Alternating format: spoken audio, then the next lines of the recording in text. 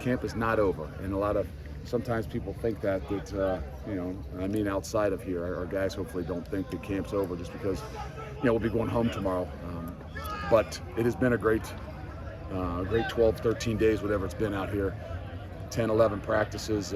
We've gotten the most out of what we needed to do out here, and that's from competing, that's from being together, that's from spending an enormous amount of time without as many distractions as you can possibly have. So tonight kind of ends that with a nice little night scrimmage where you hope you can kind of get it to come out the way you'd like to have it come out, both sides having some positives and things like that. And I think we did. We come out of this tonight without any injuries, went live again, and saw some really good things from both sides of the ball, offensively, defensively. Offense made some plays down the field. Defense made some plays when they had to, got to create some turnovers, and then played well in the red zone. So big emphasis for us. We're seeing tonight, and I feel better about at least ending our time and head back to Madison. Can we put the mic higher on your... No. There you go. Thank you. Sorry.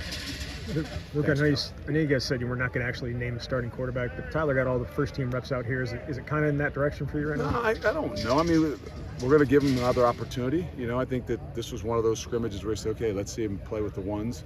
And then when we go back to campus, we might switch it and say, hey, let's see him play with the twos. What we really had planned, and I don't think we got an opportunity to do, was to see Mabry with the twos. We really tonight wanted to have an opportunity to put Mabry in there a little bit with the twos. That way, both those guys would get some reps with the ones. And I don't think it started off maybe the way that they wanted it to start off. And I think that's sometimes when your plan changed a little bit. So Tyler was going to get more of the one reps today. Braden was going to get some because Mabry was going to take some of the twos, and it didn't quite work out that way just because of, I think how it kind of started off. But we're getting closer to what we would do, and that's why I just said as we head back to campus, the human element is what starts to creep into everybody's program. Right? As you get closer to games, you start to solidify who's in what spots, and that's the tough thing. But at some point in time, we will have obviously a one quarterback and a 1B. Luke, you talked about kind of the goals of Platteville, cutting out distractions, spending time together.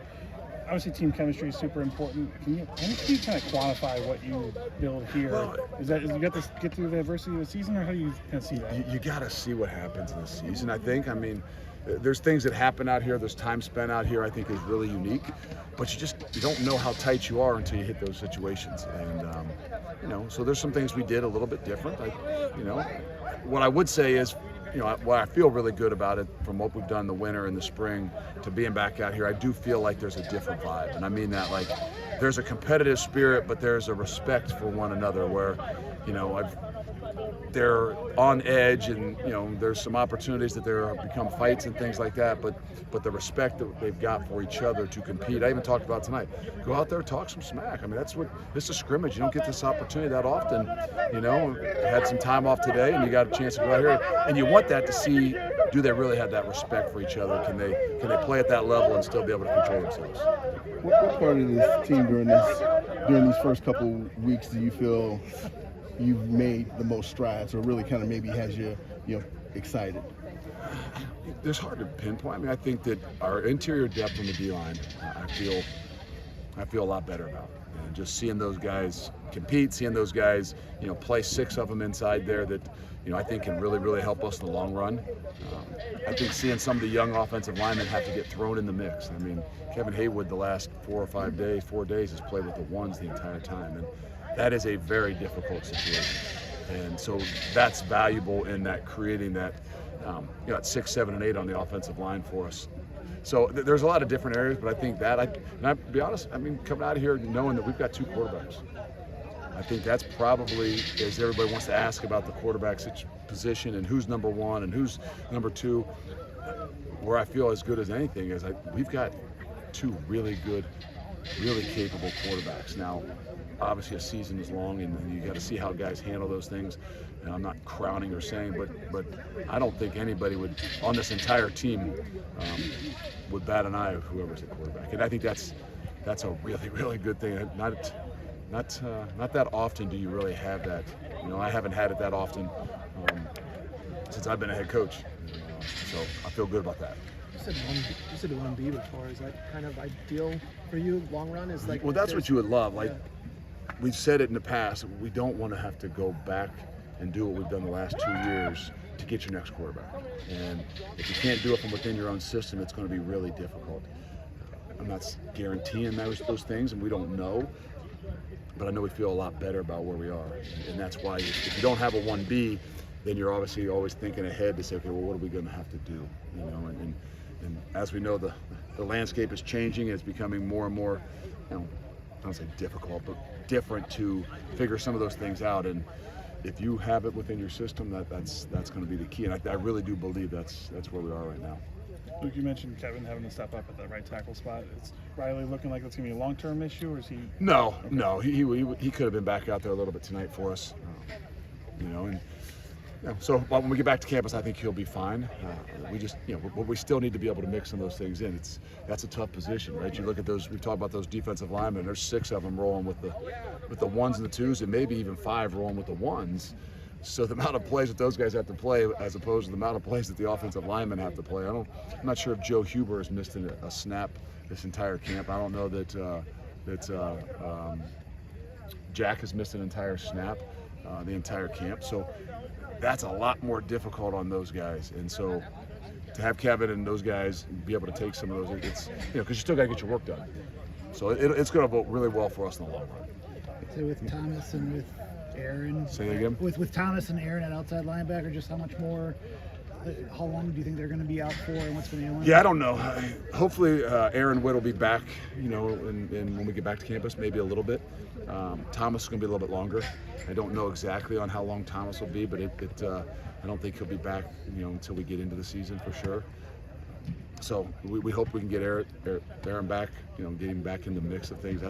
That's one of those positions where we had 4 guys that we would feel like are 1As and 1Bs, and we got thin pretty quick.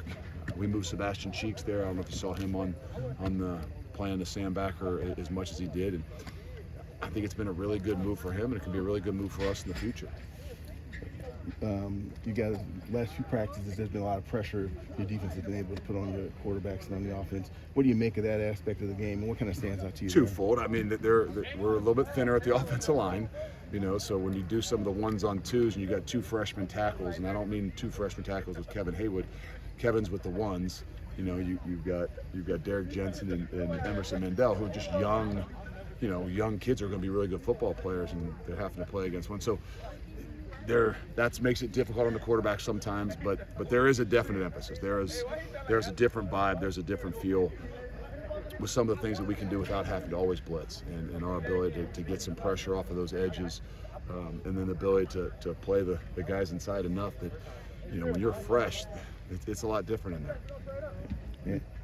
Oh, I was gonna say, following up, you mentioned Cheeks, but Willer's kind of been getting some time there. So we moved him. We moved him to outside as well. So when Thomas went down and when Witt went down, we became thin there. So we moved Ernest outside and played him at the jack into the boundary, and we may have found a home. I think it might be a better fit for him in the long run. Gives us some more size and some things on the edge over there. Will allow us in some ways to do some different things as he continues to grow as well. So it's been, you know, when you have some injuries, some good things also come out of it, right? A young guy like that has got an opportunity to play a lot more football and maybe get in a position that fits him a little bit better. And the same thing with Sebastian Cheeks. He's you know, was playing a lot, but, you know, was rolling with, you know, 3 different will linebackers and not playing nearly as much. And then all of a sudden you put him up on the edge, and you know, some of his strengths, you know, show up a little bit different, and he gets to play a lot more, and you see a lot more from him. So with Platteville, just in general, do you feel you've gotten more out of being here at Platteville with the extra week compared to last year, and also being year 2? Yeah, we do. I mean, I don't know if they would stay any longer, but I really do believe they enjoy it. You know, I mean, nobody enjoys, obviously, practicing every single day and some things like that, and, you know, but I do think they enjoy getting away. I think they do understand what all the things we're trying to do here, and the lack of distractions is unique. And I mean that for us as well, right? The coaches don't go; they stay here with them. So there's a lot more time that's spent, and so the value of it is far more than just what you see on the football field. And those things pay off in the long run. You know, you don't always see them in the short times. You know, and even in year one, you'd say, well, maybe if he wouldn't have went there, maybe it would have been different. No, but those things pay off in the long run, and we believe that. Coach, can you talk a little bit about the running back depth chart, what you've seen in the last couple of weeks with that group? It's good to see Chez get back out there tonight. I think that probably was as big a deal for us tonight as anything. Have him back out there, and he'd been, with a little hammy for the last few days and hadn't been able to go nearly as much. And for him and for us to just get his confidence back, to see those guys. He made a nice run, ran over somebody tonight, and I thought that was a big step for him. But that room has gotten a lot more crowded, and Tywee has been a really good addition, to be honest with you. I think that you guys that have been here have seen that.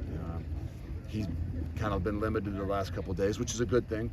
I think we've seen enough in some situations that you know what you got in a guy that's been in college for 5 years. But it's also given an opportunity for some of those young freshmen. And there's a really bright future in that room with those guys. They're different, they're dynamic. And so it's going to be hard. I mean, Kay Giacomelli's done a great job. Obviously, Jackson Akers all over the field for different things, but it is definitely as deep and as strong of a group. And I don't just mean it as running backs and guys that provide a lot for our football team. I think when we talked down at Big Ten Media Days, you weren't really sure what true freshmen were going to be able to help you right away. Do you have a better idea now of which guys? Yeah, we still hope that we don't have to have them out there, but I would say Kevin Haywood on offense. One of those other young offensive linemen, and Emerson Mandels, and Colin Coverly are two guys that are going to be in some version of the two deep. So they're going to be getting reps every week. Whether they play or not, we'll see. I think both the tailbacks are going to have to find an opportunity to play. That's a position, like we said last year, that things can change and things can happen really quick. And those guys both have the ability to be able to go out there and I think help us. So I would say that there's an opportunity for those two guys. I don't know how much special teams those guys would get on. And then defensively, we'll see. I think that Xavier Lucas on the outside is a kid that we are going to have to find a way to play. He's very, very, very talented.